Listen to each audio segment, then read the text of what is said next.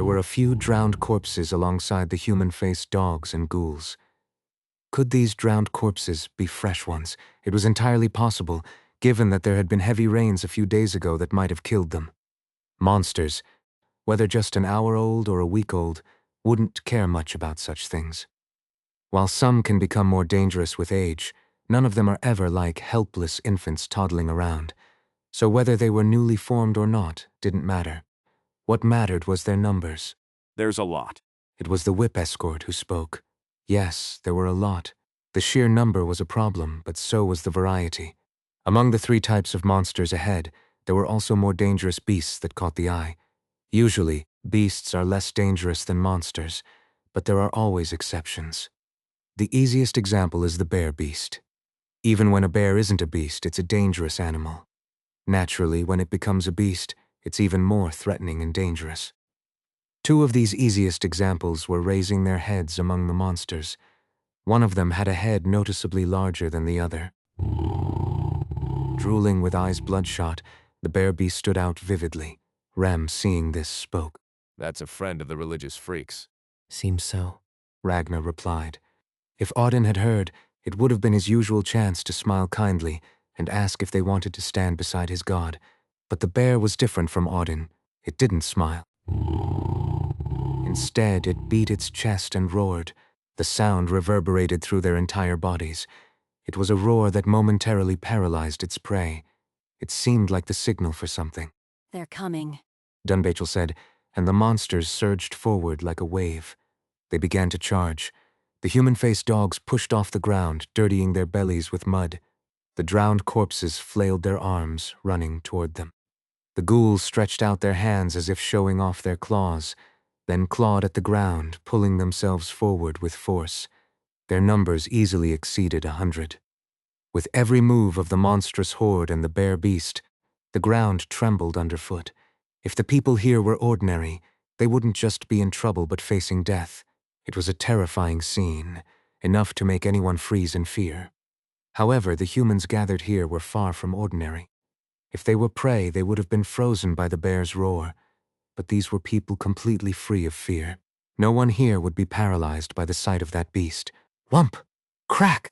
A streak of light flew into the head of the charging bear beast. It was a thrown axe. The roaring creature let out a weak, whimpering sound from its snout. Its head snapped backward, but the powerful neck muscles prevented it from being completely torn off. Still, the result didn't change. The bear, now adorned with an axe embedded in its head, began to lose its momentum and tumbled forward. Several human-faced dogs nearby were crushed under the bear beast's body. A shriek burst from one of the dogs. That was the end of it. The only creature that might survive with its head split open would be a hydra. After all, it has multiple heads. Of course, even Enkrid had never seen a hydra in person. The bear beast, with its head split vertically, was destined to die. That was mine.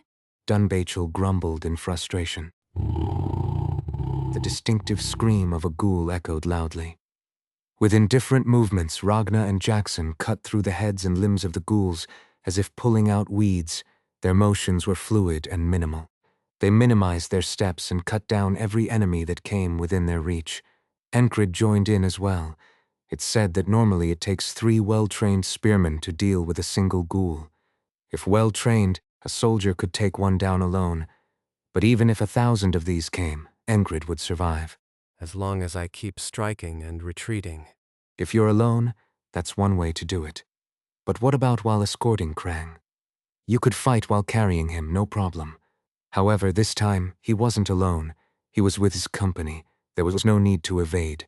They charged forward, striking, killing, and slicing through in a flash. The black blood of the monsters soaked the rain-drenched ground. Monster tossing, huh? Jackson said after the chaos had settled. He was suggesting that someone had driven the monsters toward them and unleashed them here. Monster tossing, pushing, launching. It's a famous tactic known by many names. This isn't the end, Jackson said, wiping his sword with a cloth before discarding it on the ground. At least, that's how it looked to him. It wasn't just that someone was neglecting or luring monsters toward the territory. Sending a group like this deliberately required skill. These were no amateurs. Let them come as many as they want. Dunbachel said, puffing out her chest. Monsters were no threat. Even the human-faced dogs rushing at her, their mouths drooling, didn't faze her. She kicked one in the head. There were more than 5 dogs with their heads split open around his wild horse. Odd-eyed horse shook its head and snorted, unconcerned. More dirty tricks are sure to follow. Jackson continued, his tone resolute. His words were a mix of speculation and prediction. It was a natural assumption. They'd been through this countless times before, though not in defense, but rather in offense. Have they gathered? It couldn't be just 1 or 2 guilds in motion. The scale was too large for that. There were certainly assassination guilds in Naurilia as well. Had they all gathered together to form some kind of alliance? It was a simple guess, but he felt certain. A scheme of this size, with the audacity to target the royal family of a nation, wasn't the work of just one guild. Why have they gathered? He arrived at a conclusion through a few assumptions and deductions. The client needed dogs, and the one chosen as the hound decided it was better to share the spoils and survive together than die alone. Jackson's guess was almost perfect. In fact, that's exactly how things were playing out. In Aspen, most of the assassin guilds were controlled by the Monterre Swamp Guild, but not in Naurilia. Here, they competed and coexisted, and there were quite a few of them. The internal political situation was complicated, with wars erupting here and there over the past few years. Some nobles had even taken advantage of this chaos to form their own guilds. There were also those who took jobs from commoners, offering their skills in killing for hire. 12 guilds had survived for a long time in this ecosystem, and now those who had each been maintaining their own guilds had gathered to form an alliance called the 12 Blades. We hired dozens of mercenaries and even sent our own people, but they all failed. Because they were up against that madman company. Assassin guilds are naturally sensitive to information. It was no surprise they had quickly realized what was going on as soon as it happened. They had gathered in a mansion in the city closest to the capital, a place they had fortified and secured well. Are we going to just let this slide? We all know what a failed contract means.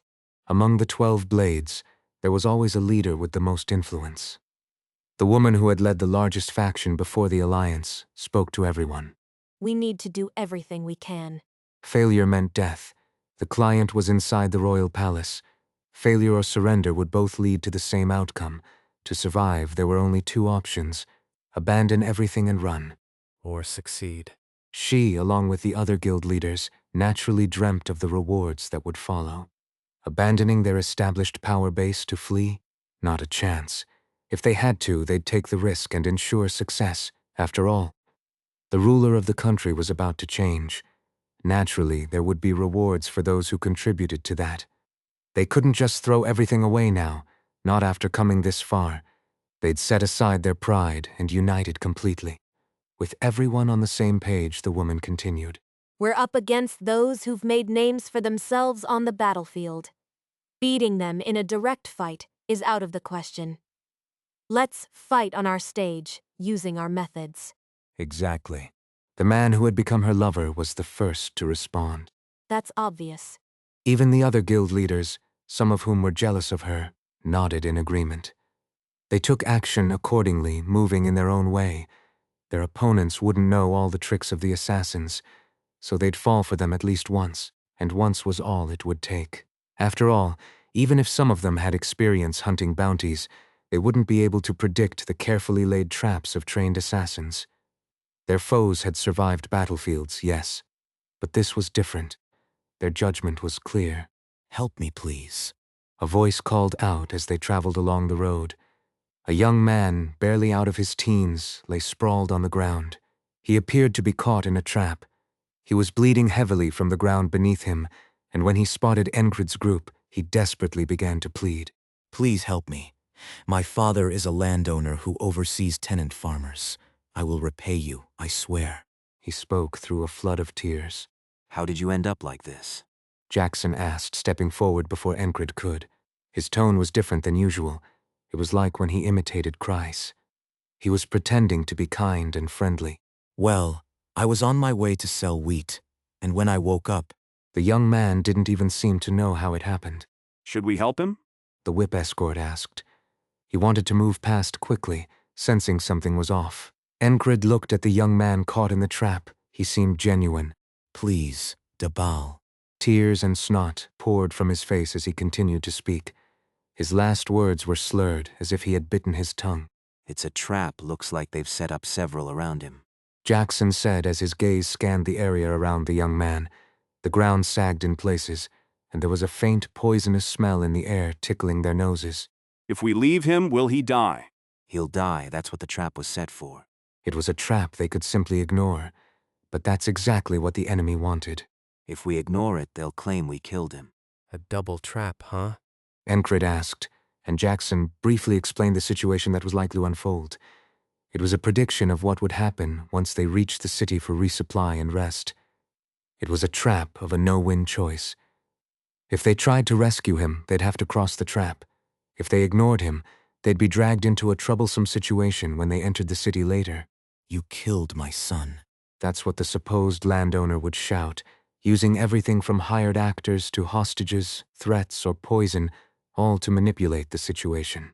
They'll tie us up in the city. Once confused, it would be over, a dagger in the back. They probably had a team prepared for just that. Sneaky. Jackson thought while Enkrid made his decision. Done, Bachel. Yeah? Go pick him up. As they had seen in the previous battle, Dunbachel was quick and agile. That was enough to ignore the traps and grab the man. All right. She didn't ask for reasons. If Enkrid gave the order, Dunbachel would follow it. That was how her mind worked. Normally, the traps would trigger when someone approached to rescue the man, setting off the mechanisms hidden in the ground. But Dunbachel made all of that irrelevant by launching herself forward. The ground, still muddy, exploded beneath her. It was the spot where Dunbachel had stepped with force. Soaring through the air, she landed near the trap with a solid thud. With a single leap, she had cleared the traps, and she forcibly opened the snare. The metal that had clamped around the man's ankle broke apart with a loud crack, losing its function. The man, sobbing and snot-faced, clung to Dunbachel, carrying the landowner's son like a princess. Dunbachel took a few steps back to create enough space for a running start, then leaped over the entire trap again. It was a feat that displayed the power of the beast woman's leg muscles. Wah! The man's scream echoed in the air as Dunbachel cleared the trap. Now the landowner's son was part of the group. Enkrid checked the wounds of the rescued hostage, applying powdered medicine to stop the bleeding and wrapping it in a bandage. But thank you. He was an ordinary civilian, a non-combatant. It was clear from instinct that he had nothing to do with the assassins. Jackson had come to the same conclusion. If they had left him, they would have been labeled murderers who killed the son of a prominent figure in the city. If they had rescued him, they'd have had to dismantle the complex trap set for them. But thanks to the beast woman's strength and Jackson's experience, they had bypassed the entire trap. Even after this, the assassination attempts didn't stop. Pray. It was a group of merchants. Bleeding from various places, they approached, claiming to be chased by monsters. No, they ran toward them. Enkrid furrowed his brow as he watched them running. Were they really merchants? They concealed themselves and hid their hostility. It was the basic skill of assassins, and that's exactly what they were doing. He felt suspicion, but not certainty. Behind them, there were even 3 or 4 ghouls, lending some weight to their story. Yet something ticked in the back of his mind. A warning from his instincts. But why? His sharpened, accelerated thought process, honed from sword training, kicked into action. Their injuries. Not one of them had an injured leg, and despite supposedly fleeing in terror, their breathing was unnaturally steady. All of this was processed and analyzed through his intuition. Their enemies. That was his conclusion. Jackson confirmed it with a nod. As if that weren't enough, Enkrid used the Tangam style he learned from Jackson and threw a dagger. The dagger flew toward their necks, but just before it reached its target, it dropped down sharply. The portly merchant who had been pleading for help quickly dodged to the side. If he hadn't moved, he would have ended up with a neat little dagger stuck in his thigh. But he avoided it, and with such agile movements from that body. Clearly, this man was well trained. His nimbleness was something to be admired. Heartless bastard. The fat assassin muttered, who had dodged to the side. Not exactly the kind of thing one expects to hear from an assassin. Enkrid couldn't help but lightly retort as he initiated his attack. Are you pregnant? The assassin's brow furrowed, insulted by the jab at his masculinity. He had trained for years to keep his composure, but that unexpected comment had triggered a brief moment of irritation. He couldn't hide it. His reaction became just a bit slower than usual, and that was the end. By the time the portly assassin sensed the dagger flying soundlessly toward him, it was already too late. A silent knife embedded itself in his throat. He grabbed at his neck, but blood began to pour through his fingers in thick red streams. Krang thought it was a unique experience. Is this what it feels like to be escorted by knights? He felt a peace here that he had never experienced while wandering the continent before. This was true even though there had been more assassination attempts than ever before. The attacks by those disguised as merchants were foiled before they even began. But that wasn't the end of it. After that, they entered the city of Midpool. Thank you. Thank you so much. The son of the landowner wept with joy. Despite the pain in his shattered ankle, he acted as if he would kiss the ground. Of course, he didn't actually press his head to the dirt-stained ground, but he was that joyful. Having narrowly escaped death, and after following along in a state of tension, it was a natural reaction. Even if that man had been an assassin, no one would have been harmed. One of Krang's escorts remarked as he watched. I think so too. Krang nodded, whispering. Had they harmed or ignored the landowner's son, the assassination guild would have framed them for murder. Therefore, the landowner's son likely had nothing to do with the assassins. Nevertheless, no one let their guard down. That was the gist of what Krang's escort was saying. The entire journey, the landowner's son remained at the center of the group. He was in a position where, even if he tried something, there was nothing he could do. Meanwhile, Krang kept a clear distance, and Enkrid treated him, occasionally searching through his belongings. Enkrid's touch was extremely thorough, yet the person being searched barely noticed it. What could someone think when their ankle was nearly severed, and they were in such pain they thought they might die? It would be strange for them to endure the pain without reaction. Ordinary people cannot maintain composure when suffering such injuries. If a person is weak-willed, they would be in tears and begging for their life, and no one could blame them for it. Even if they were brave enough to endure, it would be nearly impossible for someone experiencing such a thing for the first time to remain calm. Enkrid's group kept a close watch over him, and eventually they entered Midpool. The city's distinguishing feature was its peculiar walls, made of stones of various colors, the result of repeated modifications and repairs. In Naurilia, most cities considered it a virtue to mimic the capital's walls, so this was perhaps to be expected. The capital's walls were indeed renowned for their grandeur. In this continent where monsters and wild beasts roamed freely, even bandits couldn't travel in small numbers. Thus, there were no small villages or homesteads. Humans had to construct large cities to survive. That was how humanity progressed. As a result, construction technology developed rapidly, and the signs of this advanced technology were evident in Midpool. Even now, new walls were being erected, with stones laid and stacked in front of an older wall. Thank you so much. Since this was a city based on surrounding farmland, the lord was always a landowner by tradition. At the same time, the lord ruling this region was the one who owned the most land in the kingdom, and was called the Marquis of Fertile Land. There was some back and forth as the landowner under the Marquis expressed his gratitude, and debated whether to invite them inside. Then, What if we were the ones who lured your son into a trap and staged this whole performance? Why would you invite us in? with one remark from Enkrid, the landowner backed off. People of his stature are not easily deceived. With that comment, he realized these people were not ones to accept his hospitality. Perhaps he had subconsciously agreed with Enkrid's words. I will repay this debt another day. The landowner backed off. He would now pursue the group that targeted his son or anyone related to them. If necessary, he would even use the Marquis' power. This was not something Enkrid needed to concern himself with. Afterward, the group booked an inn, where food laced with poison was served. Poison. Jackson detected it immediately, thwarting yet another assassination attempt. Later, as they walked through an alley toward another restaurant, someone threw a dagger. Naturally, the dagger was poisoned, but Enkrid caught it with his gloved hand and threw it back at twice the speed it had come. A death rattle echoed from within the alley. How does someone fail to dodge their own dagger? Rem grumbled. He seemed quite annoyed by the constant attacks from all directions. Whenever the streets grew quiet, someone would attack again. Rem casually assembled his collapsible spear, slung it over his shoulder, and rested his arm on it. The posture looked sloppy, but in reality it was anything but. In fact, there was even a poisoned dart aimed at Rem, but without changing his stance, he merely tilted his waist sideways and deflected the dart with the spear's handle. The assassin, like a rat, kept throwing and hiding. Rem was too lazy to chase them down. It was understandable. The assassin continued to harass them with determination. Every time they started to forget, another poisoned dagger would fly toward them. Not just daggers, but bolts and darts as well.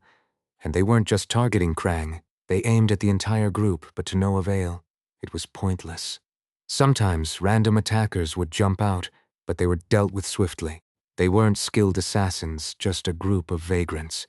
The fact that there were no villages meant people had to live together in cities. The problem of vagrant gangs was common in all major cities. Some of these vagrants attacked. Naturally, they were also easily dealt with. Ragnar stepped forward and sent the vagrants packing with his fists and feet. He's a monster. One of the vagrants shouted as he ran off, but none of the group pursued him. They probably paid a few krona to hire them. The poison was likely done the same way.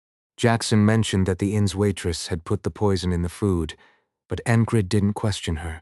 Jackson advised that there was no need. This is a common tactic. They claim it's not poison but some other drug and have someone else administer it.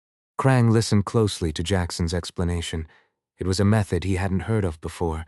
He recalled nearly dying from a potent poison once. At the time, he had no idea when he had been poisoned. There had been no suspicious people. Could it have been for this reason? It seemed likely. They'll claim one of us has a fiancé or a family member being secretly pursued and use that as an excuse. People will nod along, thinking nothing of it. Since we didn't fall for it, they tricked someone else, someone who wouldn't be suspected. They'd say something like, "We're worried about exhaustion during the journey, so sprinkle this good medicine, but do it secretly. We can't let them know they're being followed." That's probably how it went. It was a petty trick, but it worked well. What if the waitress or innkeeper had stolen some of the powder and used it themselves? Would the assassination guild even care about that?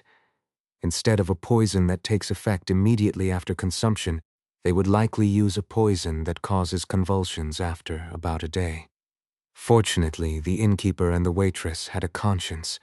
They didn't steal any of the powder but sprinkled all of it onto the food. The waitress who served the meal kept glancing at the group, and now it was clear why. Of course, it could also be that the appearance of Enkrid and his group caught her attention. Inside the inn, keeping their hoods on would have attracted more attention, so they confidently showed their faces. Naturally, this drew the eyes of those around them. Their attitude of not caring about being watched by potential pursuers also ruffled the pride of a few assassins. As a result, Above. Jackson gave a warning. In a dimly lit area, specifically on their way to another restaurant since dining at the inn was no longer an option, an assassin descended from above. By the time the number of thrown daggers reached a point where they could lay out a stall, Rem, Enkrid, and Ragnar moved simultaneously. Their weapons slashed through the air above their heads. The body of the fairy assassin who attacked from above was split into 6 pieces. Blood sprayed like rain and spilled onto the ground. Entrails, flesh, severed arms, and legs fell onto the alley floor with a series of thuds. If this had happened in the middle of a busy street, the guards would have arrived immediately, and the scene would have been a disaster. Gah. That was the assassin's dying gasp. The assassin's skin was so pale it reflected the moonlight as his face was smashed into the filthy ground. After that, there were several more ambushes. However, They're all falling before they even begin. that's what one of the escorts said. Krang saw it the same way, as if that wasn't enough. For a moment. When Jackson briefly stepped away, the attacks significantly decreased. During this time, Enkrid found a restaurant. They say the roast chicken here is their specialty. Krang tilted his head. Was this really the time to be looking for delicious food? Don't like chicken. Enkrid asked. Of course not. It had just been a long time since he'd had a proper meal. After dealing with so many poisoned meals, Krang had been eating purely to survive, not for the taste. With that thought, Krang entered the restaurant. Be careful, said one of the escorts, but he didn't stop his master. From his point of view, it seemed safe enough to eat something, so they did. Krang ate so much that he had to loosen his belt for the first time in a while. The restaurant only served roast chicken, but the cooking method was superb. A whole chicken was skewered on a long spit and roasted over a wood fire. The chickens were slowly rotated on skewers around the fire for at least half a day, making it a time-consuming dish. This recipe has been passed down since my grandfather's time. It's my pride. The cook and owner of the restaurant said, showing his pride, and rightly so. The roasted chicken melted in your mouth. Over the salt, pepper, and other spices, a thin layer of seasoning was brushed, which, when combined with the crispy skin, made it better than the meals served by most lords. When Krang stabbed the meat with his fork, the tender yet firm meat tore away easily. He kept stuffing it into his mouth. How long has it been since you ate? You're eating well. The owner said as he brought out a juice he had developed from some kind of fruit. It, too, was excellent. The sweet and sour flavors combined to refresh Krang's greasy palate. When a city's population is densely packed, the thing that tends to develop the most is cooking. A city is essentially a hub for surrounding logistics, meaning there are always plenty of ingredients available. In cities like Midpool, where agriculture is developed, raising livestock is easy. The fact that this city's walls were continuously being expanded and the land was growing wider was likely for the same reason. Though they had outposts outside the walls and stationed soldiers to guard the surrounding facilities, livestock couldn't be raised that way. Not everyone could be a combatant like the shepherds of the wilderness, who hunted monsters and beasts. Naturally, cows, horses, chickens, and sheep were raised within the walls. Among the vagrants, some lived with a few livestock as well. In winter, livestock helped to maintain body heat. For this reason, chickens were in good supply within the city. They were widely raised. It was only natural to raise livestock with surplus grain if the city was primarily focused on agriculture, and if the leadership was properly managing it. That's likely why a restaurant like this existed. Let's capture this chef. Rem remarked, praising the meal. The cook, who had been serving dishes with roasted potatoes, was startled. What? This restaurant is funded by the landowner, so don't even think about doing anything foolish. In this city, the highest authority was the landowner. Enkrid reassured him that it was just a joke and calmed him down. At some point, Jackson had returned and was now gnawing on a chicken leg. Creeping around like a stray cat, huh? You're just slow. The two were always bickering. Outside, a wild horse, despite being a horse, was chewing on a chicken. That's not a beast, is it? A freckle-faced boy who worked at the restaurant asked. He seemed frightened. It doesn't bite. Enkrid said, trying to reassure him, but naturally, the boy didn't dare go near the wild horse with the odd eyes. Who would want to approach a horse crunching through chicken bones? Let's have a drink. Rem suggested. Let's drink and take some with us. Enkrid agreed. The group looked completely disorganized, each scattered at different tables with no semblance of discipline. On the surface, it seemed that way, but not a single person was letting their guard down. Krang felt a sense of calm as he saw, heard, and experienced all of this. Their relaxed demeanor put him at ease, so he tore into the chicken and had a drink of the cherry wine. It had a unique flavor. Had he not been with them, he might have suspected the wine was poisoned. But there was no poison. Can I buy a few bottles of this? Enkrid asked the owner, purchasing several bottles of wine. Once their bellies were full, the group returned to the inn. Sleep well. After exchanging brief goodnights, they washed up, used thin brushes to clean their teeth, and dislodged the meat stuck between them, then rinsed their mouths with salt water made from cheap salt. The cotton-stuffed beds, rather than straw, were a testament to the city's wealth. A day spent sleeping on a bed that was neither too rough nor too hard. What could be more valuable than that? Incredible. One of the escorts remarked, and Krang agreed.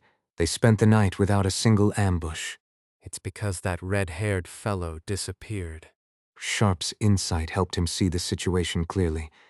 The attacks had stopped after the man named Jackson disappeared. What did he do? Krang found himself newly curious. But he wasn't about to ask. He could already tell just by looking. This wasn't the kind of person who would answer if questioned.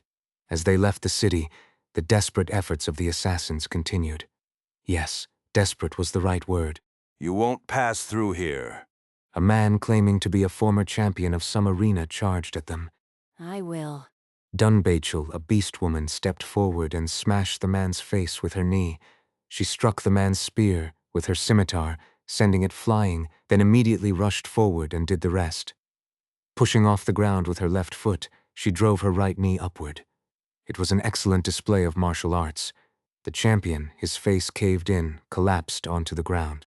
What kind of arena is that? Do they only gather chicks to fight? The beast woman spoke and glared at the gathered crowd. Seeing this, the crowd dispersed and fled. As if the storm that had been brewing was a lie, the weather cleared up. The group rode their horses at a moderate pace. The best way to cover ground quickly was to pace the horses carefully, keeping them from getting too tired. Calming the horses and maintaining a steady pace was fundamental for long-distance riding. Then suddenly, an arrow came whistling toward them. It was aimed precisely at Krang, but of course Enkrid caught it. The arrow quivered in Enkrid's grip. Krang saw the trembling arrow shaft stop right in front of him, but wasn't too shocked. It had been stopped, so it was fine. Holding the arrow, Enkrid gazed into the distance and spoke. This one seems real. It marked the end of the clumsy attempts. Their enemy's final measure was a long-range sniper, and this time it wasn't amateurish but the work of a skilled archer. Krang hadn't seen it, but Enkrid spotted the archer on horseback in the distance. Already fleeing, could they catch up if they gave chase on horseback? No, that would be difficult. So what now? They would just have to keep deflecting every arrow that came. The assassin had disappeared, replaced by an archer on horseback. It was a trickier tactic, but still not a threat. That was Krang's conclusion. Even if dozens or hundreds of arrows were shot, he wouldn't die. As long as Enkrid was beside him, that was certain. That was why he felt at peace. So, the distant archer on horseback wasn't much of a threat. Besides, the wild horse let out a cry as it approached Enkrid. Should we go catch him? Hearing Enkrid's response, it seemed clear they wouldn't let the archer go. Turn all the ministers to your side. Krang recalled the queen's words.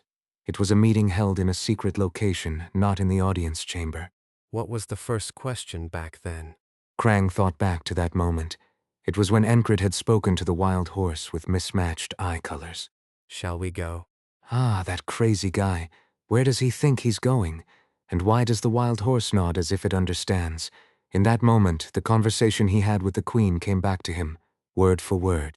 Why should I give up the throne? The queen had asked, and he had answered. He wasn't sure if it was the perfect answer. He simply revealed what he believed. The one who swears to protect the kingdom should be on the throne. That was the final part of his brief response. There is still someone who will ask the same question as I did. The queen didn't evaluate his answer. She simply stated this calmly. Out of respect for the queen's intent, Krang bowed his head. The conversation that followed was more practical. There are factions among the nobility. Can you handle them all? Even a wizard skilled in mind-reading magic wouldn't be able to do that. Predicting changes in the weather is extremely difficult. You'd have to read the flow of water and understand the shifts in nature. Even a wizard who could achieve such a difficult feat wouldn't be able to know the ever-changing minds of humans in real time.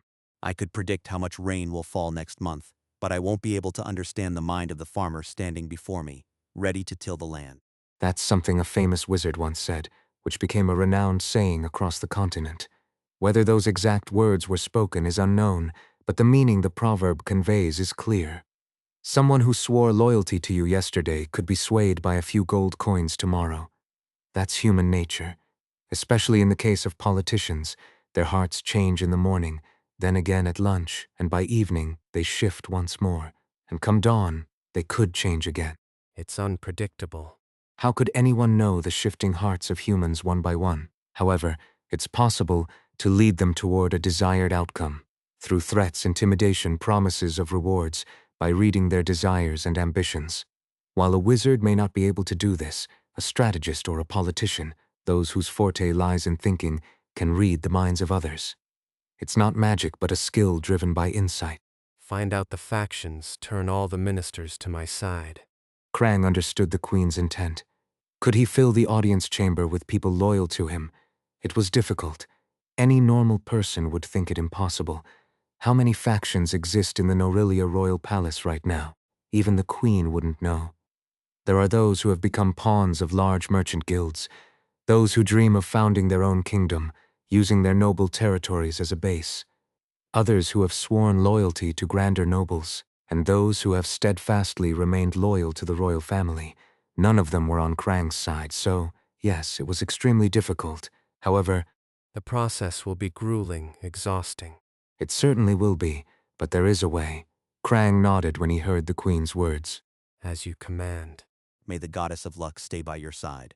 The goddess the queen of Norilia believed in was the deity of the scales, who governed the sun and the moon.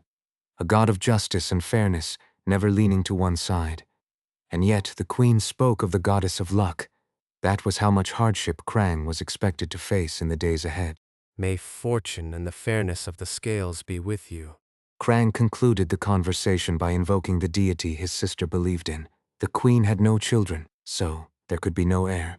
Krang was the child of the previous king. Why the previous king hid this child, born late in his life, is unclear. At least it wasn't in preparation to pass on the throne.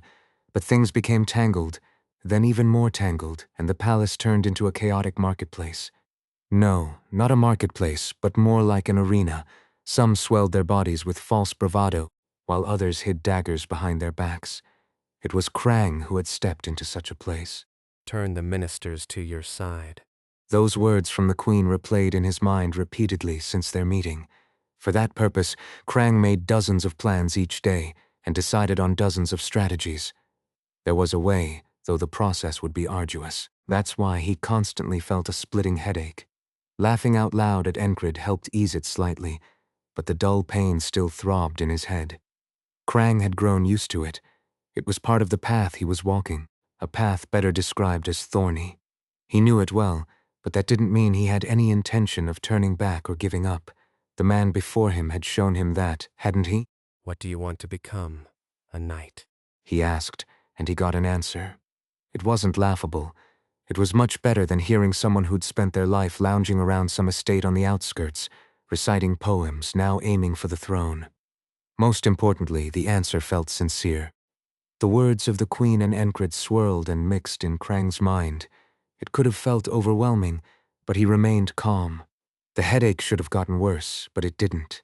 For the past fortnight, despite the threat of assassins, Krang felt an unprecedented sense of peace. It was thanks to their abilities. Was that why? Had his heart found some room to breathe? He's going. Enkrid conversed with the horse and mounted the wild steed. With a light leap, he was atop the horse, which didn't bother to lower its body. Enkrid kicked off the ground and lifted himself into the air. His body rose sideways, and he stretched his legs backward, bending his upper body forward. It was an odd posture to jump in. It looked as though Enkrid's body had paused just above the wild horse's back before landing perfectly. With precise control of his strength, he lifted his body, perfectly controlling it, and then stopped at the peak before settling onto the horse. It was an impressive feat. With that, the weight of a fully equipped man pressed down on the wild horse with odd eyes. There was a soft thud, but the wild horse didn't flinch. It stood as firm as a statue beneath him. The fact that the horse endured it was impressive, and so was the rider's movement. And he didn't even grab the mane. With a jump that resembled a stationary leap, he landed on a horse without a saddle. What are you doing?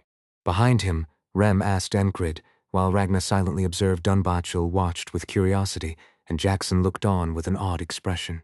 I'm heading out. Without turning back, Enkrid's figure vanished. Krang's jaw dropped in shock. What the hell was that? It was as if the horse was breaking the ground as it galloped forward. The wild horse took off at a speed that no ordinary horse could match, its hooves slamming the earth with explosive force, leaving a trail of dust behind. Boom, boom. The sound of the ground erupting echoed, and soon, a single streak of motion could be seen. Enkrid had become one with the horse, lowering his body close to it. At that moment, Krang felt as though half of his worries had been resolved. It wasn't just the surprise. His mind felt clearer. He had been agonizing over what was already a settled answer, wondering if there was a better one. His head had been in turmoil for days, leading to a persistent headache. Ha. Krang let out a hollow laugh. Enkrid wasn't the type to agonize over anything. It wasn't that he was chasing after the distant archer. The horse simply wanted to run, so he let it. That guy's crazy, completely. Krang remarked. You're just realizing that now? The gray-haired barbarian beside him agreed. Isn't he your leader? Yeah, but being crazy's being crazy. Be careful around him. All of them are a bit off up here. Rem twirled his finger near his temple, implying that the entire company was on the same level as Enkrid. Ragna, who had been watching the direction Enkrid had sped off in, couldn't ignore that. That guy's hobby is splitting heads with an axe. He doesn't care if it's friend or foe, so be cautious. Don't be fooled. That one's got a lazy demon lounging inside him. Look who's talking. Jackson interjected and Rem continued. He's like a guy with a dozen sly alley cats hiding inside him. You better be more careful around him. I'd recommend keeping your distance. Don't forget that bastard might be plotting something against you too. Wow, you're the one saying that? Dunbachel clicked her tongue. That guy's just a poor beast folk who hurt her head. She got injured as a kid, so cut her some slack. Rem added. Who hurt their head? Ah, these people are all crazy. Krang was the type of person who kept his thoughts to himself, even when thinking something like that. Isn't this the wrong time for fighting? With just one comment, he shifted their focus. Krang's tone now held the same liveliness as when he had first met Enkrid. Before, his speech had been weighed down with formality, but now this was the true Krang speaking. In any case, be careful. Rem shot a glance at Krang and managed to slip in one more remark. Krang soon turned his head. His eyes caught sight of the path where the wild horse carrying Enkrid had sprinted. A charge without a care in the world for worries. The fog that had clouded his mind seemed to clear. Act instead of overthinking. As he headed toward the palace, dozens of unresolved problems that had loomed over him suddenly disappeared. His headache vanished along with them. He felt refreshed, as if he had just woken up after a good night's sleep to the warm rays of sunlight, and as if on cue the sun was shining brightly around him. Quite the runner. Krang remarked, impressed. The man and horse that had become one were now just a dot in the distance. Yeah, for a wild horse, it sure seems to be running well with a rider, huh? Krang began to wonder why this guy, Rem, kept sticking close to him. Honestly, he wanted him to keep some distance. To Krang, this guy seemed the craziest of them all. It wasn't that Enkrid truly understood what the odd-eyed wild horse was saying. To communicate with such beasts, you'd need a druid. Esther knew that. The half-closed eyes of the panther swept over Enkrid's back. She knew that what Enkrid was doing had nothing to do with any magic or spell. Enkrid understood the horse's mismatched gaze by instinct. It was possible because the horse's intelligence far surpassed that of ordinary animals. The horse clearly expressed what it wanted and intended to do, with a whinny and a series of gestures and movements. Enkrid understood and mounted the horse. It was right after he signaled Rem to protect Krang. Without the signal, they might have just stood by and watched as Krang got killed. As he landed with a thud on the wild horse's back, Enkrid felt a burning, searing energy. Something you wouldn't feel in a typical ride. It was an invisible force, coursing through the horse's mane, down to its downy hair and through its muscles. Will. It was something close to that, at least. A sensation similar to the will of resistance, the burst of acceleration, and the crushing sword technique he had experienced. What are you? No sooner had he whispered this from atop the horse, his view lowered slightly. I'm going to run. This time there was no movement or whinny, but the will was clearly conveyed. Enkrid immediately lowered his body, and the odd-eyed horse took off. Have you ever seen a horse tear up the ground as it ran? Now I'm riding one. It was too fast. The surroundings turned into lines as they rushed past. It felt as if Enkrid had activated his will, extending the acceleration into a long sprint. It wasn't hard to adapt. Damn. Before he knew it, he had caught up behind one of the archers who shouted in alarm. The horse the archer was riding was quite fast, but how could it compare to this half-beast, half-demon steed? The odd-eyed horse closed in on the archer's mount in an instant, adjusting its speed. It bent its knee joints and kicked the ground, reducing its pace. Then it sidled up to the other horse and slammed into it with its body. From the archer's perspective, he had barely shouted, "Damn!" before he found himself tilting sideways. That was how fast and relentless the charge and impact were. Despite the collision, Enkrid, sitting atop the odd-eyed horse, felt almost no shock. The horse had absorbed nearly all the impact, letting it pass through its body. You crazy horse. Thinking this, Enkrid threw a cheap dagger. With a swoosh, the dagger flew through the air and embedded itself in the archer's neck. Let's go. And as he spoke, the horse whinnied. It sounded like an acknowledgement. He didn't know why the horse had suddenly decided to carry him and run. Perhaps the sight of the fleeing men had ignited a sense of competition. Enkrid's guess was correct. The odd-eyed horse, who wasn't fond of its name, was irritated by the sight of the fleeing men's backs. It was as if they were taunting, saying, "You can't catch us." A trivial reason, but to a beast that lived for the thrill of the chase, it was a valid one. Let's go. Enkrid caught 4 more archers. After that, no more such attempts were made. Even when returning to the group, the odd-eyed wild horse ran at double the speed of any other horse and stopped as smoothly as a feather landing on the ground. It was a horse born to run. You did well. Is that horse used to carrying people? As soon as they rejoined the group, Krang asked. Enkrid noticed that Krang's tone had changed slightly. He seemed more at ease. Until now, he had acted like someone with a stone lodged in his throat, though he had still managed to joke around and do his job well enough. This suits him better. A brief observation. As Enkrid dismounted and they set off again, Krang struck up a conversation. What do you plan to do if you become a knight? I'll try to put an end to the war. Krang's pupils contracted at those words. Just a single knight? Can a knight really be called just a single knight? Only someone with a grand perspective would ask such a question. Why can't I? No. Krang shook his head. Though he had been the one to speak in disbelief, he couldn't help it. They shared the same dream, but to end it, they would need to start something much fiercer and grander. It was a strange, contradictory feeling. Well, that was just how it was. Now there were no more worries. Oddly enough, after seeing that crazy Enkrid riding the wild horse, many of his concerns felt unnecessary. Spar with me someday, anytime. Krang no longer seemed to care about the threat of assassins, engaging in conversation with Enkrid and the others. He quickly got along with everyone.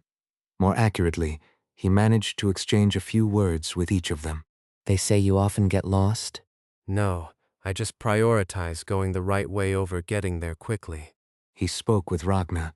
You're really kind of creepy. If a barbarian threatens you to do something, you can always wave a carrot. He also had a chat with Jackson while eating boiled carrots for dinner. I heard your hobby is planting axes in your superiors' heads.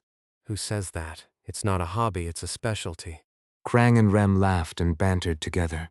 You seem a bit crazy. You know who's really the craziest? The leader is the craziest of all. Rem even shared a secret. Are you really beast folk, not a were-teacher? My beast form is a white lion. If you say that in front of me, don't you think I might just want to bite you? Enki will get mad. You're pretty sly. Were you always like this?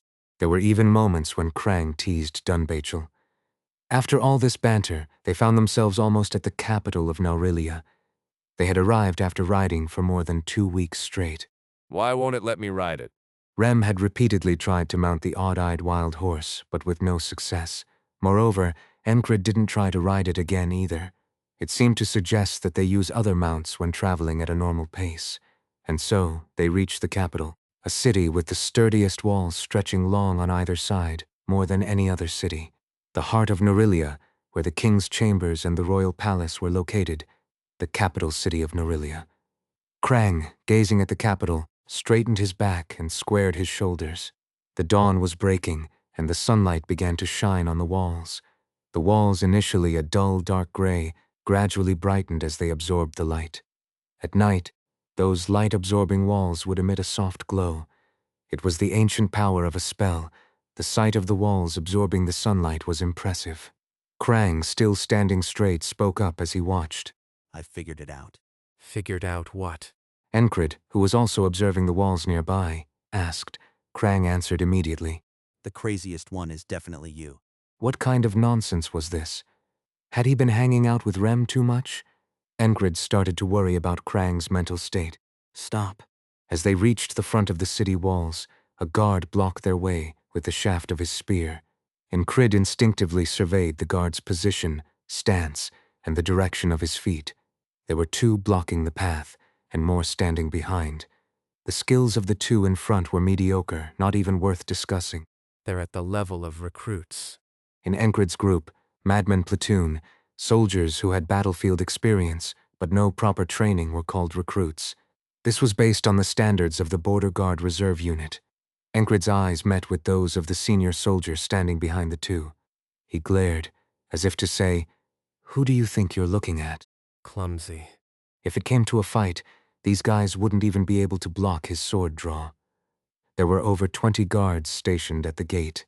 Aside from the soldiers inspecting wagons and carts on the other side, 4 of them had approached. 2 were blocking the way, another behind them seemed like the senior soldier, and the last one, standing at the very back, was a middle-aged man wearing neither a helmet nor armor, but a feathered hat worn at a slant. He carried a thin, long sword at his waist, and his posture was the only one that stood out. Could he be a threat? While contemplating and assessing their skills, Rem spoke up. You're being too obvious. It was a warning. No sooner had those words left his mouth than the man in the feathered hat spoke. Look at this guy. You checking me out? He spoke with his head tilted at an angle. The man was sharp. His skills were probably just as keen. Without hesitation, Enkrid calmly nodded in acknowledgement. And you admit it? The man muttered, then raised his voice. How many of them are there? He threw the question at one of his subordinates. The soldier in front glanced over the group. 7, and a beast woman. What's with that thing's eyes? And hey, is that a panther? The guard scanned the group and remarked, bewildered by the motley crew, especially the panther. It was an animal, a beast. If it caused trouble, it would surely be a headache. The guard subtly lowered the tip of his spear, keeping an eye on the panther. Or maybe he was just scared? Enkrid remained silent. Esther was indeed a panther, but at the border guard, no one had bothered to make a fuss about it. Why? Because she was a wizard who accompanied him. People knew that wizards were mysterious and unusual beings.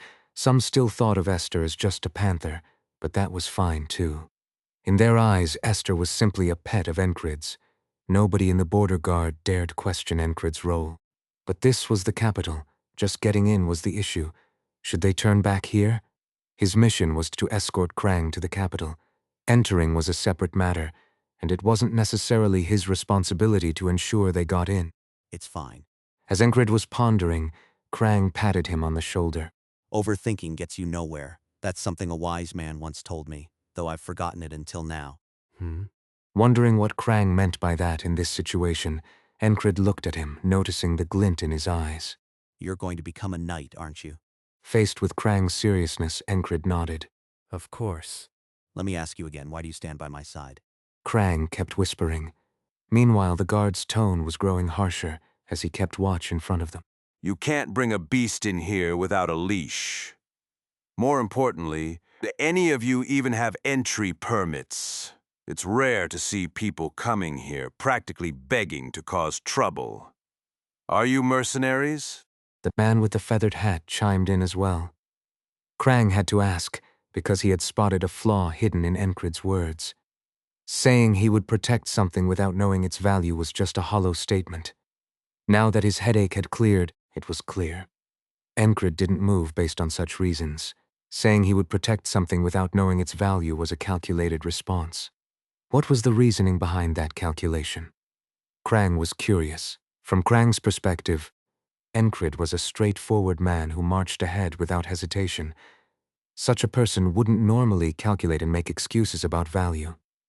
The fact that he did meant something was bothering him. That was Krang's conclusion. Why did you make that excuse? Enkrid was genuinely impressed. This guy was sharp enough to rival Krace when it came to catching on to things. To call it an excuse, Krang had seen right through him. Enkrid was part of the border guard, and he never forgot that. If Enkrid had been a fool who didn't consider the consequences of his actions, he wouldn't have survived this long. He was aware of his position and knew the impact of his actions. What if Count Molson decided to cause a scene over this? That bothers you, doesn't it? That was the remark that came back during his discussion with Big Eyes. The guy had a knack for being annoyingly insightful. Make excuses, keep insisting on them. It was good advice, and this was the excuse he'd come up with. Was Krang's value really that high? High enough that assassins would be sent after him? Enkrid didn't know, and since he didn't know, he decided to protect Krang.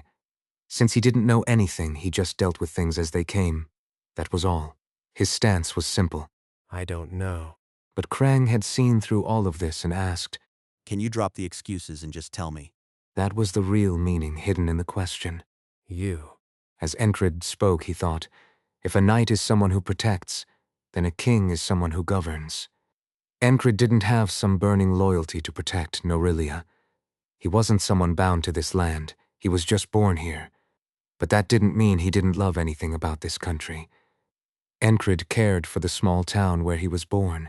He couldn't turn his back on the people who had raised him when he would have otherwise starved to death without parents. It'd be nice if war would just go away, said the fruit vendor who had cut out a rotten part of an apple and split it in half to eat. It'd be great if people could just live quietly, paying attention to what matters, said the old waitress who roasted potatoes in the fireplace. That damned war, young folks might enjoy it, but not me. Pa! The old woman who had once sold her body to survive lamented her life. If there hadn't been a war, I would have quietly gotten married, had children, and lived making stew, she said. The stew she made warmed his belly like nothing else ever had. You're a genius, said a mercenary who had once told an orphan to survive, calling him a genius. The mercenary who had lost his leg was full of bravado, but he cared about children. He would starve himself to feed a hungry orphan, even though he needed food himself. Enkrid's childhood had been filled with hardship and struggle, but he didn't entirely hate it. He didn't truly hate it at all. They were all people living within this country. He didn't know about royalty, nobility, or politics, but I just think I'd do well. Wouldn't things change if Krang became king? It was a gut feeling, a prediction. Enkrid wasn't a prophet who could see the future, so it could very well be called a gamble. Choose me, Enkrid, become a knight and stand by my side. Krang spoke. His words seemed to carry his will, as if his resolve had formed into an invisible pressure that weighed on Enkrid. The words were meant solely for Enkrid, but he didn't nod in response. Krang was quicker. I don't need an answer. Krang spoke and lifted his head. He felt calm in the face of the assassin's threat. At the end of that calm came a realization. If your sword is at your waist, then mine is in my mouth. It was in his mind and it flowed in his blood. It was now time to wield that sword. Matthew. Krang called the name of his guard, and the guard stepped forward. The guard glared. And who are you? Matthew, following Krang's orders, opened his mouth to speak. In the name of the only supreme and wise queen of this land, I declare that the sole rightful heir to the royal family has arrived. The language was formal and difficult. The guard blinked. The senior officer behind him, however, was quicker to understand. What did you just say? He spoke while pulling back the subordinate, who seemed on the verge of using force. Exactly what I said. Matthew's voice was loud enough for everyone to hear. The commotion at the gate was noticeable, but his words clearly reached the ears of those nearby. What did that man just say? The rightful heir to the royal family? Is he claiming to be some secret child the queen hid away? Anyone with any sense knew that Norelia was going through a complicated time internally. The issue of succession was always a sensitive matter. The queen wasn't old, but she had no children. While she had a husband, it was known to those in the know that she couldn't bear children. How dare you?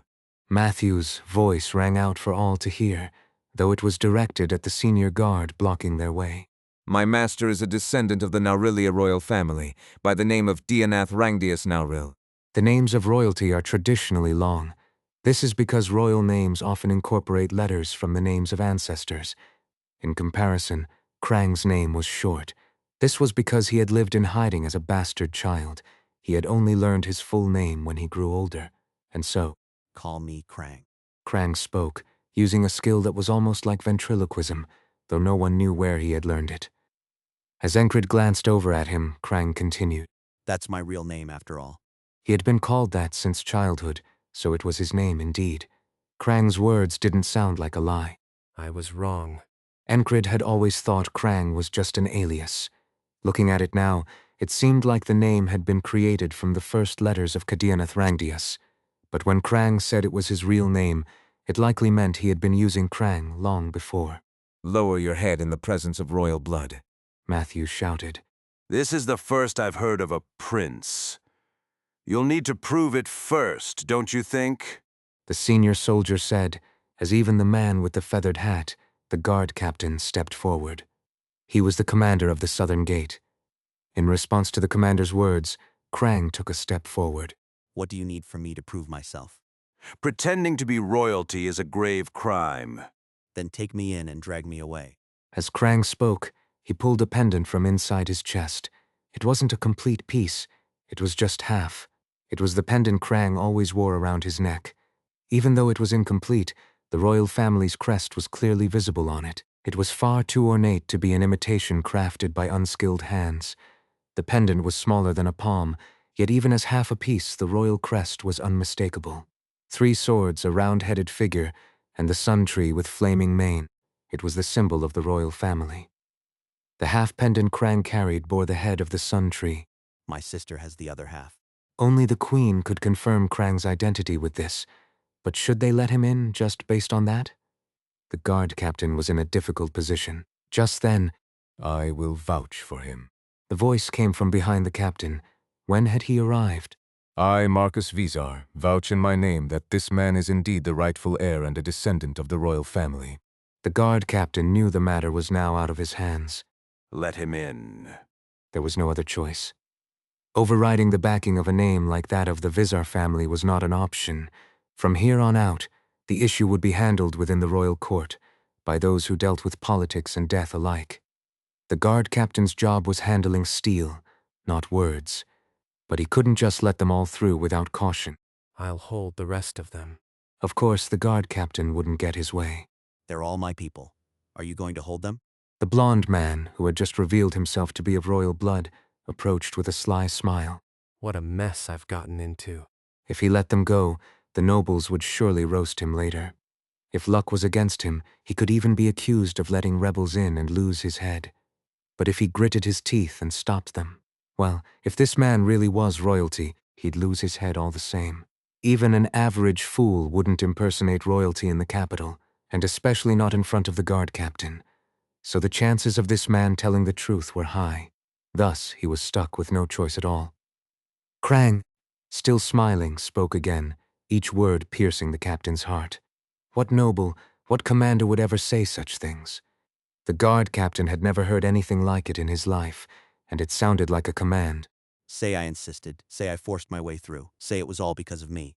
Marcus nodded in agreement, adding to the captain's unease.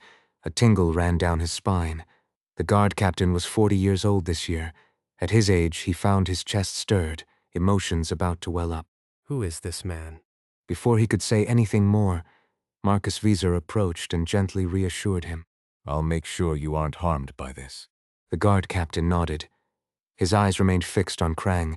He saw him as an incredibly unique and peculiar person. Enkrid and the others were just watching the whole thing unfold. Wow, having royalty on your side really is something, one of them said. Only Rem expressed admiration. As he said, no one stopped their group. Even though they were accompanied by a wild horse with mismatched eye colors, and a panther was walking boldly into the capital, no one intervened. The group had no time to take in the sights of the capital. Upon being informed by the city guards, the palace sent its escort. These were the royal guard. They were all clad in full plate armor, each carrying a long spear and a short sword at their left or right hip, with a kite shield slung diagonally across their backs. They wore helmets painted in gold, their visors lowered so only their eyes and mouths were visible, radiating an intimidating presence. Their unified appearance and stern gazes were a testament to their authority. The royal guard approached and encircled the group. We will escort you to the palace. The man at the front, whose helmet was a dull, dark gray rather than gold, spoke. It was a plain, undecorated helmet. Just looking at them could be enough to make most people shrink back, but there wasn't a single ordinary person here. See those guys sweating? It's hot and they're really suffering, Rem remarked. Jackson, as usual, remained silent, though inwardly he thought it was going well. He had been looking for an excuse to get inside the palace anyway. Dunbachel, meanwhile, nervously glanced around and whispered. Are we really going to follow them? She was questioning whether it was necessary to go all the way to the palace, sensing the danger. Want to turn back? Go ahead if you want. Enkrid's tone suggested he didn't care either way. Dunbachel quickly shook her head. If the commander stays, I stay too. Suit yourself. Enkrid felt a surge of curiosity. It wasn't the battlefield where words were replaced with steel, but watching Krang walk ahead made him seem like a general ready to face 100 or even 1,000 enemies on his own. Watching him stirred something within Enkrid's chest. It awakened a desire inside him. Do you want to improve your skills? He suddenly recalled something Rem had said. What had Rem told him when he had nodded to that obvious question? Reflecting on that memory, Enkrid fixed his gaze on Krang's back. Don't stop the real battle. Rem judged that Enkrid grew stronger through real combat. Anyone could see that Enkrid's talent had clear limits. This was no different in Rem's eyes. It seemed inevitable that he would stop growing at some point. How many times had they seen someone rise in rank, only to stop midway, whether they were knights or something else? The limits of talent come quietly, gnawing away at a person. Is there no way to break through those limits? There is. In Rem's view, the best way was to put one's life on the line. Limits are a form of complacency. One of the best ways to avoid complacency is to stake everything, to do everything, as if your life depends on it. It didn't necessarily mean just wielding a sword. Even writing poetry or singing could lead to growth if done with such intensity. This was Rem's philosophy. Risk your life and grind it out on the battlefield. This was the best advice Rem could give to a man who was determined to keep moving forward. Enkrid recalled his conversation with Rem and mulled it over. This wasn't a battlefield. Yet Enkrid saw someone fighting as if their life was on the line. It seemed like Krang was doing that. It looked as though he was rolling through life, risking everything. This gave Enkrid a sort of realization. More than anything, it made him want to keep watching. Just enjoy the sights of the royal palace, Marcus said. If I put a request here, I'd probably seem like too much of a thug, right? He added, but Enkrid cleanly ignored him. He was too busy watching Krang at the moment. Esther squinted as she surveyed the inside of the palace. Her intuition as a wizard sensed the abundance of magical tools and enchanted objects throughout the royal palace. Esther had a strange feeling. Being the royal palace of a nation, of course, there would be plenty of spell objects and relics. That was to be expected. So it wasn't because of the relics. A wizard doesn't get surprised by things that fall within their expectations. Then what? There was something sinister, something on the opposite side of order. Magic doesn't inherently follow order, but there was a sense of malice. Esther muttered a growl, as if whispering. Its peculiar form piqued her interest, if only a little. On the surface, the royal palace appeared to be full of danger, but from the perspective of a wizard of a certain caliber, it was surprisingly vulnerable. It was hard to say how it came to be this way, but it looked as if someone had deliberately left gaps in the defenses. Are you here looking for a place to die? The voice came from a lone guard, wearing a dark gray helmet. He spoke as they headed toward the royal palace. They didn't pass through the center of the capital. They were heading toward a secluded corner. With the direction they were going, the words sounded like a threat. The number of people around them was steadily decreasing. Matthew reacted to the comment. Do you know who stands before you as you speak? If he's a fool who believes in his bloodline and runs wild, he'll get angry. If he's not, he'll hold his temper well. Clear enough, Enkrid thought inwardly, realizing that this guy wasn't someone to take lightly. Instead of openly sizing them up as before, he was now subtly observing the so-called royal guard. There were 20 soldiers serving as the escort. Among them, some gave off the impression of being well-trained elites. They were at the level where they knew how to thrust a spear, even if something shocking happened. However, others were terrible. They didn't even know how to march in step. Marching formation is the basics of military drill. Anyone who can't even manage that can't be called elite. Is this the level of the royal guard, who are supposed to protect the royal family? Yet, the man in the dark gray helmet walked ahead of them all, maintaining a proper balance. Enkrid gave credit to that posture. Regardless of individual skill, he carried the responsibility for everyone. I wish they'd attack. Looking at his stance now, it was clear this man would never do such a thing.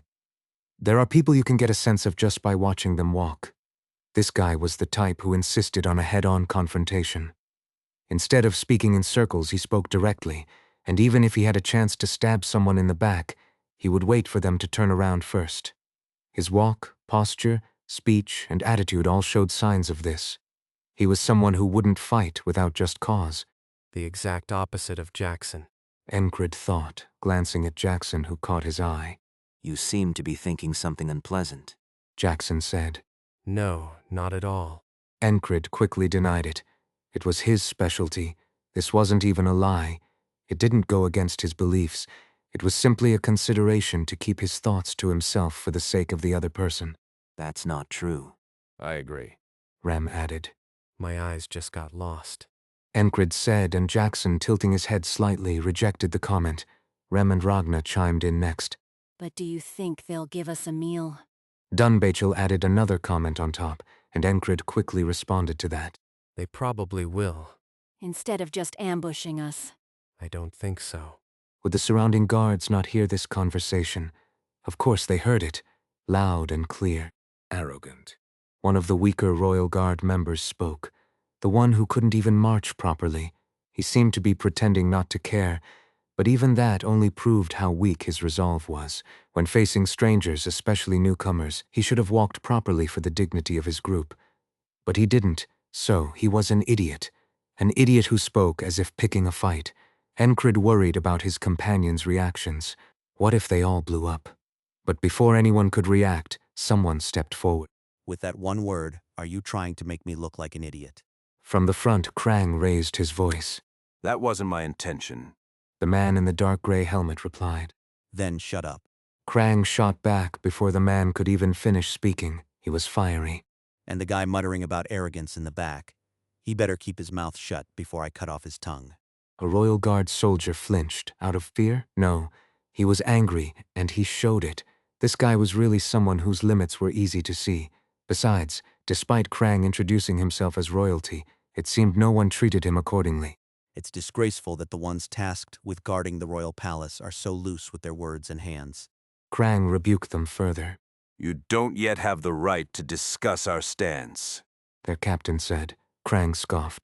I'm speaking as a mere royal, not as a king. Then you should prove that you are indeed royalty, shouldn't you? That's not something a mere swordsman should worry about. If you've been given orders, just carry them out. Krang suddenly shouted. Once again, he was rebuking them. The captain couldn't respond because Krang's words were right. He mulled over the statement a few times and then shut his mouth. Enkrid had to turn around. Blah. Rem was sticking his tongue out, mocking the Royal Guard from earlier. Ah, this brazen, crazy bastard. What could be said? This was something he hadn't expected, and it wasn't just Rem. Jackson clicked his tongue and shook his head. As for Ragna, you need to know how to read the constellations to know where you're going. You need to lie down where you see fit. He offered advice to the Royal Guard. Enkrid was so dumbfounded he could hardly speak. Where did the guy who used to mutter nonsense about looking south while facing north go? Of course, what he said wasn't wrong. It meant you should stretch your legs only where you've prepared to rest. It was a proverb, after all. However, since it came from Ragna, it lacked a bit of weight. One of the Royal Guards ground his teeth. His face turned bright red, like he might transform into a ripe tomato if left alone. If someone transforms into a fruit or vegetable, they wouldn't be a beastman. So what should I call them? A vegeman? Enkrid muttered to himself, lost in a random thought. Tomato Man, he thought. Naturally, he adjusted his voice just enough so only the Royal Guard could hear him. Oops, that was a mistake. He followed up by pretending his muttering had been an accident. As expected, the Royal Guard's teeth grinding doubled in intensity, and his face turned even redder. Meanwhile, Matthew was walking as if he were balancing on a rope at the edge of a cliff, barely hiding his disbelief at the commotion behind him. These insane guys, what the hell are they doing? Krang tried to suppress a laugh, and Marcus was in a similar state to Matthew. They never expected to be acting like this while surrounded by the Royal Guard in the capital city. The saying goes, a leaky bottle inside will leak outside. It turned out that the madmen weren't normal even outside the border guard. You. The captain looked back for a moment, as if he was about to say something, but he shut his mouth again. The group reached the outskirts of the city and climbed into a carriage. Specifically, Krang, Matthew, and Marcus got into the carriage. Marcus's guards tried to follow, but he sent them back. I'm with the heroes who made waves among both the Royal Guard and the Border Guard. What danger could there be, especially in the middle of the royal palace? There seemed to be a hidden message in his words, but Enkrid didn't care much. The rest of the group mounted the horses they had been riding earlier. If they simply walked, they would reach their destination by sunset. For that reason, the carriage and riders moved at a steady pace toward the palace. The path to the palace ran along the outskirts of the city. There were outposts scattered along the way, each manned by a few soldiers. If necessary, there were gates and obstacles designed to block the road leading to the palace. Of course, they were all wide open now. From atop his horse, Enkrid could see that on the left side was a wall that seemed to absorb light, while on the right was part of the city's view. It wasn't a marketplace, but rather a district full of mansions. The capital is really big, isn't it? Have you been here before? Rem asked, and Enkrid nodded. The last time he visited the capital, Enkrid had been in a state close to that of a beggar. A lot had happened back then. There were people who ignored him. There were also people who tried to kill him. If he were to talk about it, it would take half a day of storytelling, and if it were written in a book, it would take at least half a volume. So, he gave a brief summary. Last time I came, I was too busy getting beaten up to enjoy the sights. That's fitting for our captain. Rem chuckled and nodded in agreement. Ragnar quietly looked around. This was his first time in the capital. In a big city, it was easy to get lost if you weren't careful. The alleyways twisted like a maze. Even getting from the palace to the main gate would be a tough task. In reality, all he had to do was follow the main road, but Ragnar was already absorbed in the labyrinth-like alleyways. He thought about how one might navigate through them. Jackson quietly followed. He had been to the capital before and had even visited the palace. Avner. It was the name of Aspen's strategist. Jackson remembered him. There were no lies in what that man had said. If so, the task he needed to accomplish was somewhere inside that palace. Jackson's eyes caught sight of tall spires at the end of the road. The 3 high spires symbolized the 3 swords of the palace. They represented the 3 knights who had written the founding myth of the nation, protecting the previous king. Later, when the country faced a crisis during the reign of the next king, a divine beast known as the sun god came to protect the kingdom. It was not just a founding myth, but also a legend and a piece of real history. Dunbachel, meanwhile, was starting to feel hungry. Enkrid quietly wondered if he would get the chance to meet a knight inside the palace. If he did, he pondered what questions he might ask. We've arrived. The Royal Guard's commander announced, and indeed they had. This was the entrance to the palace. The soldiers guarding the inner gate were in sight. They were dressed in the same uniform. The soldiers guarding the inner palace were all referred to collectively as the Royal Guard. There were 4 soldiers at the gate, and they all saluted the commander. Then they glanced over the group, exchanging looks with the Royal Guard who had escorted them here. It was then that Enkrid sensed something strange. There's a split here. It was clear from their greetings that some of them were close, while there was a noticeable distance with others. There had been talk of factionalism within, and it seemed the Royal Guard wasn't immune to that either. Just wait and see. The soldier who had been mocked gritted his teeth and said as they were about to part ways, This guy's the one who made fun of you. Enkrid pointed to Rem. Wow, how unfair, you tell him. Was it just me? Rem turned the tables, questioning the Royal Guard and pressing on the last thread of his composure. Yet, whether it was his strong suit or just good recruitment, the Royal Guard soldier, known for his patience, managed to hold himself back. That's enough. The commander pulled his subordinate by the shoulder. Let it go, he warned. Enkrid continued to point at Rem, as if to say he was the only one at fault. I'm telling you, this isn't fair. Rem insisted. The commander, without listening to any further explanations, turned away, and they were greeted by another new figure. The Queen has summoned you to the audience chamber. It was an unfamiliar face. He glanced over Krang and the group before introducing himself. Ah, Enkrid recognized that name. He was a noble under Count Molson, the one who had sent soldiers to the border guard, marked by their crests. He had a clean, blonde face and broad shoulders. It was the body of someone who had trained. Marcus Visar, it's been a while. Marcus, too, officially held the title of Baron. It was a title granted by the Marquessate of Visar with the royal family's approval. It wasn't given out to just anyone. Marcus was someone who had proven his worth. Viscount Bentra and Marcus were familiar with each other. More precisely, they had been rivals, fighting each other on the political stage of the royal palace. Viscount Bentra ignored Enkrid's group entirely, simply guiding them down the path. Aside from Marcus and Enkrid, he didn't even glance at the others. As they walked, Krang, once again using ventriloquism, whispered, Don't tease the queen. This guy, no, this royal bastard, what does he think of himself? Teasing the queen would be considered high treason. Why would anyone not understand that? In any case, they had intended to wait outside the audience chamber. Though that was the plan, Viscount Bentra stopped Enkrid. I snoy. Enkrid had expected to hear about court etiquette, or to change into more formal attire before going, but the situation didn't allow for that. After all, the royal family's illegitimate son had suddenly appeared. Surely the major nobles already knew the story, but they had to pretend otherwise, didn't they? No one would openly admit to being the one who sent assassins, after all. So they were pretending this was an urgent meeting out of surprise. And, at the same time, they were taking the opportunity to see Enkrid, the hero of the border guard. I'm afraid I may act against court etiquette. No. The Viscount said, and somehow those words made Enkrid even more uneasy. There was no emotion in his voice. There was no malice either, but it still felt uncomfortable. Yet there was no reason to refuse.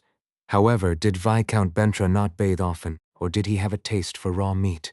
A faint, rancid odor stung Enkrid's nose. Seeing Dunbachel pinch her nose behind him, it seemed she noticed it too. To the average person, it might just be an unpleasant smell, but for someone with a trained sense of smell, or for beastmen, it was more than unpleasant. It was sharp, almost nerve-wracking. Enkrid briefly wrinkled his nose before replying. Thank you for your consideration. Soon they arrived at the entrance to the audience chamber, and Rem gave a signal from behind as if to say, Good luck suffering through it. In southern dialect, it would translate to something like, Go bust your back doing it. The rest of the group came to a halt. Enkrid stepped into the audience chamber.